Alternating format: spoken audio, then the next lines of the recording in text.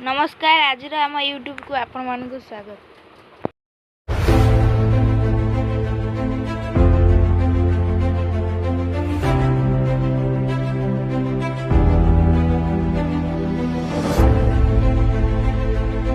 जाजपुर जिला दशरथपुर ब्लॉक अर्दालुआ ग्राम एक अभावन घटना घटी जाइछि। उमाकांत मल्लिक पुओ शांतन मल्लिक जहाँकि हैदराबाद रे एक घरोई कंपानी चाकरी करथिले।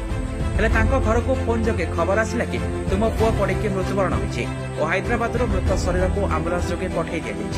हेले तांको घर लोक अभियोग करिसेंति जे तांको पुओ को मारी दिया।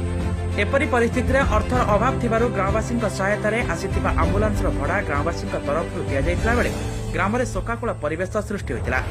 तांको बापा उमाकांत मल्लिक ठीक से कथा कहि पारुनथला बेले मूक बधिर व्यक्ति अटंती जहाँकि तांकर एकमात्र रोजगार पुत्र खराई दुखरे भांगी पड़छंती।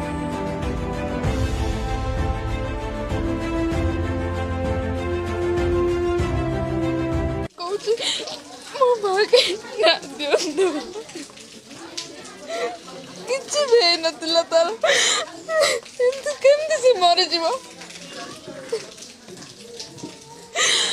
ଆଜି ମୋ ବାପା ମାଆକୁ କିଏ ସମ୍ଭାଳିବ ତା ଛଡା କେହି ନାହାନ୍ତି ତାର ଦୁନିଆରେ।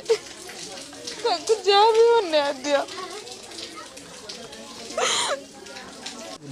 प्रमिला मल्लिक अर्दौलिया मु भावुची सत हैदराबाद केते वर्ष लागुଥିଲେ से हॉस्टल ले 6 मास होला रही हैदराबाद की कार्य को काम करन को जॉब की चाकरी करते सीसी माध्यम रे अपन को जो दिन हत्या आला जो खबर पाइले दिन अपन को से कथा आइतले अपन को ये कोन कथा आइतले अपन से मु घर कथा पचारला कोन करछु कोन धरछु बड़ी बाणी घरे पछियो बोली कि मु ता कहनी सही सब विषय रे कथा होछु को जो कथा आइतले ता पर खबरटा पाइले को दिन आ पर दिन 12टा बेलू अपन खबरटी के देथिले गाँ लोग अपन को जो हत्या अपन को हैदराबाद जो कंपनी हैदराबाद के लोग आम गाँ को खबर देले सी आसिक आम घरे कहले एने अपन कंपनी का से कथाता कि कोन से पिला में कथा आले ना हैदराबाद रे सी जे थिबे जे माने कथा आइदिबे आम किछि कथा आइनी एने तुम सरकार को दाबी कोन चाहतो दाबी कौन चाहूँ ता बाप तो एमती मुख